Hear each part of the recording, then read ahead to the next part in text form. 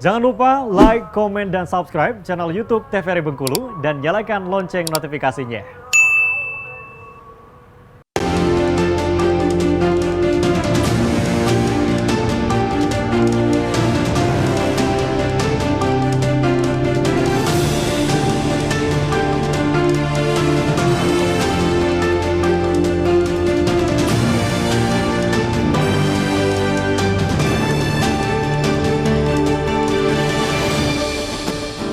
Terima kasih Anda masih bersama kami dalam acara Berendo dengan tema kita hari ini yaitu peranan perempuan dalam pemilu. Jika kita berkaca dan juga bercermin nih, sebenarnya pemimpin perempuan yang berkualitas itu seperti apa Ibu Ayu?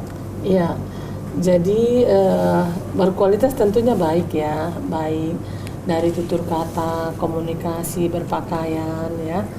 Berpakaian itu tentu mencerminkan kepribadian seseorang. Terus juga kualitas dia dalam berkomunikasi dengan masyarakat. Terus juga dia bisa menentukan kebijakan terhadap diri dia sendiri.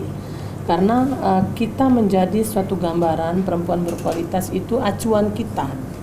Kita memilih yang duduk di sana adalah perempuan yang memang kita idolakan dalam beberapa hal kepribadiannya. Kalau kepribadiannya itu juga kita lihat tentang bagaimana dia bisa menghargai dirinya sendiri, terutama seperti itu. Dirinya sendiri, dia berkualitas terhadap keluarganya, dia berkualitas terhadap dirinya sendiri, dan dia bermanfaat terhadap orang lain. Nah, ini kan perlu penjabaran tentang kualitas itu. Seperti contoh berpakaian. Kalau saya melihat anggota dewan kita itu kan banyak pakai jilbab ya. Semoga sehari-harinya atau dia kemana-mana dia tetap berpakai jilbab. Seperti itu. Terus bagaimana tutur katanya, perilakunya pada saat dia kampanye, perilakunya bagus kan? Tidak ada bunglon dan beradaptasi kepada situasional. Nah, pada saat kita melihat diri seorang figur itu, dia akan beradaptasi pada saat ada kepentingan atau ada hal yang lain, dia akan menjadi diri dia yang sebenarnya. Itu kita mungkin agak sedikit kita pergeseran di mana beradaptasi itu perlu. Tapi jangan berbohong terhadap dirinya sendiri. Itu yang saya amati kenapa kita banyak berbohong. Banyak berbohong, kita selalu memberikan. Sekarang kan kalau yang caleg-caleg sekarang mau mulai kampanye dan sebagainya, dia selalu mengenalkan diri, selalu menyapa, membuka kaca di tetangga-tetangga, baik, tegur sapa. Kemarin tidak ada. Ya, pada saat sudah dilantik itu tidak ada, berkomunikasi aja susah. Antara tetangga aja tidak kenal, apalagi kita pengen ibu mungkin ada sesuatu hal yang harus dibantu, harus apa itu. Nah, kita bisa melihat berapa orang yang bisa peduli kepada masyarakat pada saat dia sudah menjabat. Sekarang itu mulai lagi dia baik-baik kan, tegur sapa, nyumbang, publikasi, selfie di mana-mana, tempat pengantin, di mana selfie terus kan. Bermasyarakat sama orang tua, sosoknya dia di bawah duduknya. Kalau besok-besok itu udah lupa. Artinya ini adalah pribadi yang berkualitas. Dia tidak akan menjadi diri orang lain, dia akan menjadi dirinya sendiri dan kualitas itu akan dibangun. Proses itu akan kelihatan, maka jejak digital yang saya bilang tadi itu akan nampak. Di mana dia dulu, di mana dia sekarang, pergaulannya seperti apa, dia bersama siapa, dia dekat sama siapa, sekarang dekat sama siapa, pakaiannya seperti apa, itu yang kita harapkan. Tetapi di dalam membangun itu perlu proses. Nah, kita tidak mudah juga mencari perempuan yang berkualitas dan duduk di sana. Tetapi harapan kita adalah itu proses itu bisa membawa kedewasaan, bisa membawa kemudahan, bisa membawa perempuan ini yakin dan percaya diri dia bisa menjadi wakil rakyat, tapi dia akan berubah dengan proses itu dia akan menjadi yang terbaik. Seperti yang kata Ibu Ayu tadi ya, butuh proses nih dan Butuh juga proses. pengalaman, tidak semata-mata pada saat tahun politik yang mulailah baik, bersama dan sebagainya. Semua peduli, padahal kemarin kemana? Ke kafe terus pergaulannya sama siapa, itu kan jejak digital dia kelihatan pada saat-saat itu kan akan muncul kembali. Makanya juga kita melihat manusia itu tidak ada yang sempurna, tetapi kalau menjadi wakil rakyat, kesempurnaan itu akan menjadi kenyataan. Makanya kalau kita sekarang itu yang kita pilih itu tidak sempurna, tidak apa-apa. Kalau dia mau belajar, dia mau sempurna, dia belajar dengan proses itu. Mudah-mudahan dia diamanatkan menjadi dewan wakil rakyat, dia akan lebih baik. Memang sebenarnya kondisi perempuan ini juga sangat kesusahan ya, sudah mengurus rumah tangga, mengurus anak, dan juga wanita bekerja. super, wanita yang super. super sekali. Kalau dari kacamata Ibu Leka sendiri seperti apa? Nah, kalau melihat dari apa yang disampaikan Ibu Ainan tadi, mungkin saat inilah ini kan masih masa DCS ini, masih daftar calon sementara. Jadi teman-teman masyarakat bisa mengamati langsung apa yang menjadi calon-calon ini beneran nggak, seperti kata Ibu tadi kan, diperiksa itu biodatanya, diperiksa jejak digitalnya seperti apa. Jangan sampai nanti ketika sudah jadi DCT itu nggak bisa dirubah. Kalau DCS masih bisa nih, kita masih bisa menyampaikan ke KPU kalau misalnya ternyata si Anies ini gini-gini.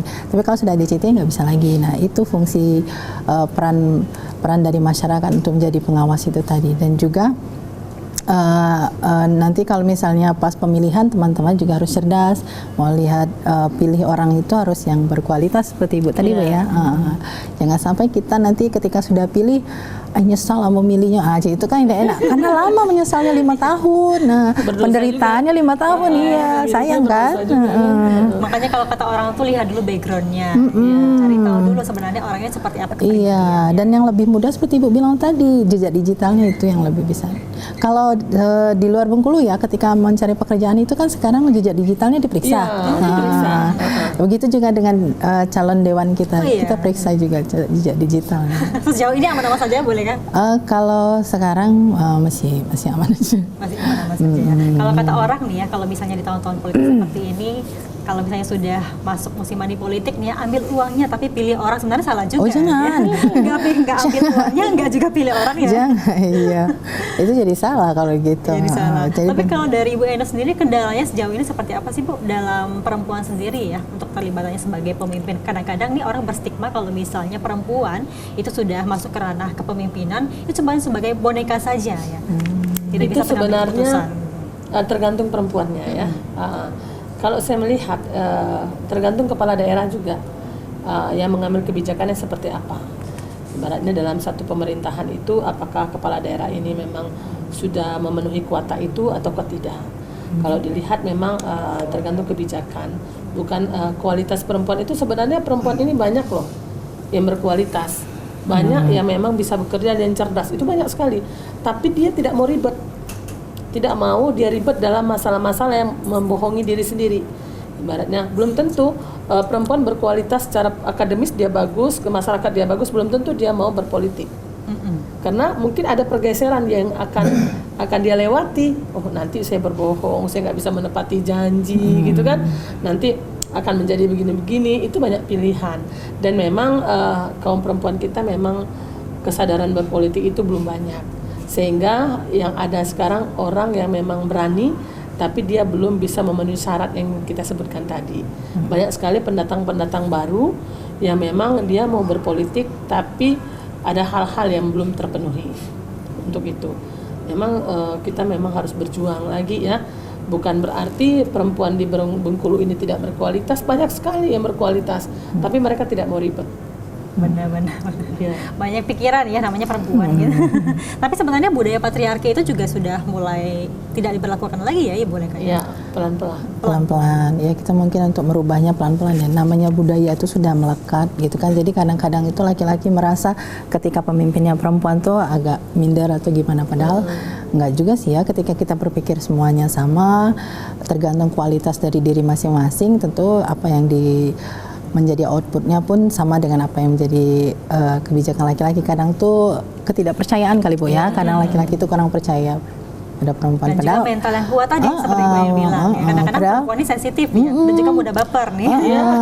Padahal kan sekarang kita lihat tuh banyak tuh tulang rusuk yang menjadi tulang punggung, gitu kan lebih ini.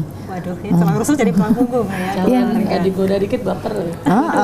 Baik, kalau bisa kita jeda dulu, nanti kita bahas lagi dengan tema kita yaitu peranan perempuan dalam pemilu. Pemirsa, kami akan kembali setelah jeda pariwara berikut ini.